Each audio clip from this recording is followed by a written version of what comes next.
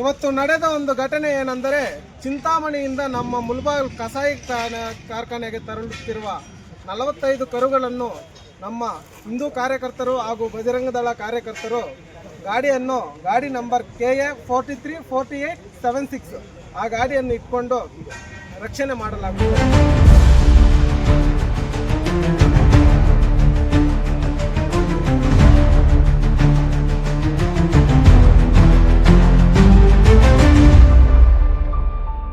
ನಾವು ನಮ್ಮ ತಾಯಿ ಅಂದರೆ ಇಲ್ಲ 2 ವರ್ಷ ಇಲ್ಲ 5 ವರ್ಷ ಹಾಲು ಕುಡಿಬೋದು. ನಮ್ಮ ಗೋಮಾತೆ ಅಂದರೆ ನಾವು ತೀರ್ಕೊಂಡು 2ನೇ ದಿವಸ ನಮ್ಗೆ ಹಾಲು ಹಾಕಬೇಕು ಅಂದರೆ ನಮ್ಮ ಗೋಮಾತೆನೇ ನಮ್ಗೆ ಹಾಲು ಕೊಡಬೇಕು.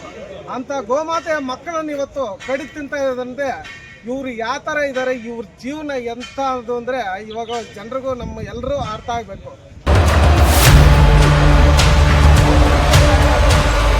ನಾವು ಅವ್ರು ಅಂದ್ಕೊಂಡಿರೋದು ಹಿಂದೂಗಳು ಯಾರೂ ಇಲ್ಲ ಈ ಮುಳಬಾಗಿಲು ತಾಲೂಕಲ್ಲಿ, ಹಿಂದೂಗಳೆಲ್ಲ ತೀರ್ಕೊಂಡಿದ್ದಾರೆ ಅಂತ.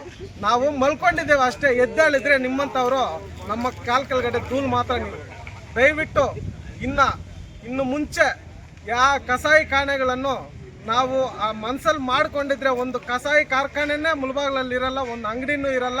ನಾವು ಆ ಥರ ಮನಸ್ಸು ಮಾಡ್ಕೊಂಡಿದ್ದೀವಿ. ಹತ್ತಿರದಲ್ಲೇ ನಾವು ಏನು ಮಾಡಬೇಕು, ನಾವು ಹಿಂದೂ ಕಾರ್ಯಕರ್ತರು ಸುಮ್ಮನೆ ನಿದ್ದೆ ಮಾಡ್ತಾ ಇದ್ದೀವಿ ಅಂದ್ಕೊಂಡು ಬೇಡ.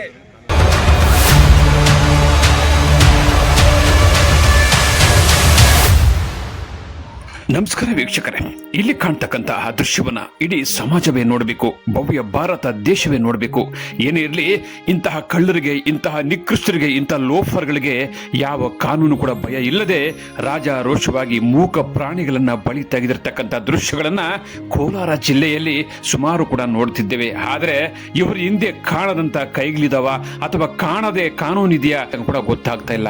1, 2, 3 ಸುಮಾರು ಒಂದೇ ತಿಂಗಳಲ್ಲಿ 4 ಬಾರಿ ಗೋ ರಕ್ಷಕರು, ಗೋ ಅಭಿಮಾನಿಗಳು ಈ ರೀತಿ ದಂದೆ ಲೋಡು ಗಟ್ಟಲೆ ಇವತ್ತು ಗಾಡಿಗಳನ್ನ ಹಿಡಿದು ಗೋಗಳನ್ನ ರಕ್ಷಣೆ ಮಾಡ್ತಿದ್ರು ಕೂಡ ಈ ಲೋಫರ್ಗಳಿಗೆ, ಈ ಮುಟ್ಟಾಳರಿಗೆ ಸರಿಯಾದಂತ ಶಿಕ್ಷೆ ಕೊಡ್ತಾ ಇಲ್ಲ. ಅಂದ್ರೆ ಸರ್ಕಾರ ಯಾವ ರೀತಿ ಇವರು ಕಾನೂನು ವ್ಯವಸ್ಥೆ ಕೊಡ್ತಾ ಇದೆ ಅನ್ನೋದಕ್ಕೆ ಇದೇ ಸಾಕ್ಷಿ.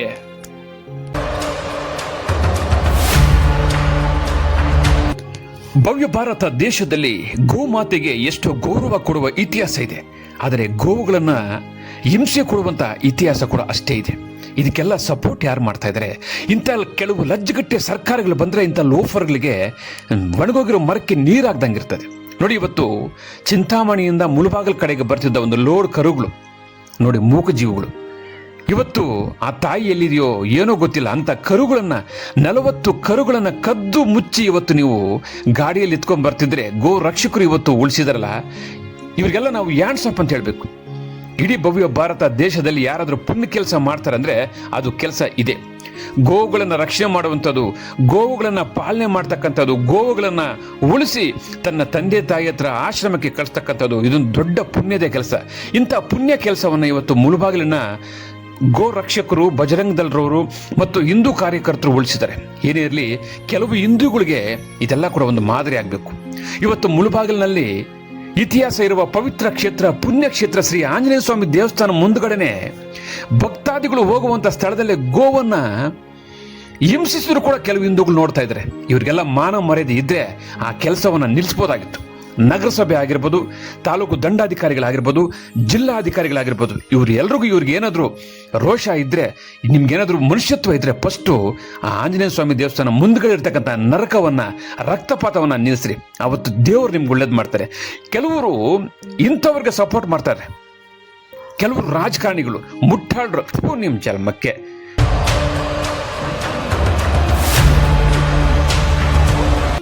ಭವ್ಯ ಭಾರತ ದೇಶದ 140 ಕೋಟಿ ಜನರು ಬೆಳಿಗ್ಗೆಯಿಂದ ಸಂಜೆವರೆಗೂ ಹಾಲು ಕುಡಿತಾರೆ, ಟೀ ಕುಡಿತಾರೆ, ಮೊಸರು ತಿಂತಾರೆ. ಸುಮಾರು ಹಸು ಕೊಟ್ಟಂತ ಹಾಲಿನಲ್ಲಿ 100 ತಿನಿಸುಗಳನ್ನು ತಿಂತೀವಿ.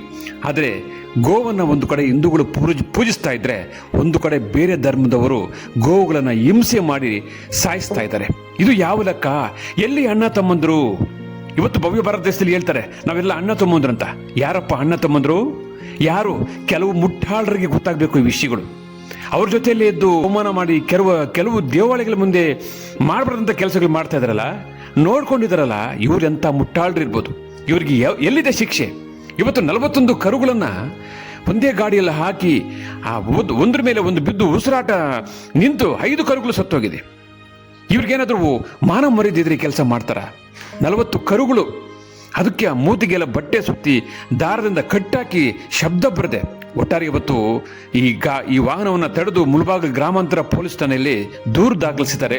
ಸದ್ಯ 40 ಕರುಗಳಲ್ಲಿ 5 ಕರುಗಳು ಪ್ರಾಣವನ್ನು ಬಿಟ್ಟಿದ್ದಾವೆ. ಉಳಿದ ಕರುಗಳನ್ನು ಗೋಶಾಲೆಗೆ ತಲುಪಿಸಿರ್ತಕ್ಕಂಥ ಗೋ ರಕ್ಷಕರಿಗೆ ಭವ್ಯ ಭಾರತ ದೇಶ ನಮಸ್ಕರಿಸಬೇಕು, ಧನ್ಯವಾದಗಳು ಹೇಳಬೇಕು. ಇವರಿಗೆ ಮುಟ್ಟಾಳರಿಗೆ ಸರಿಯಾದ ಶಿಕ್ಷೆ ಕೂಡ ಕೊಡಬೇಕು.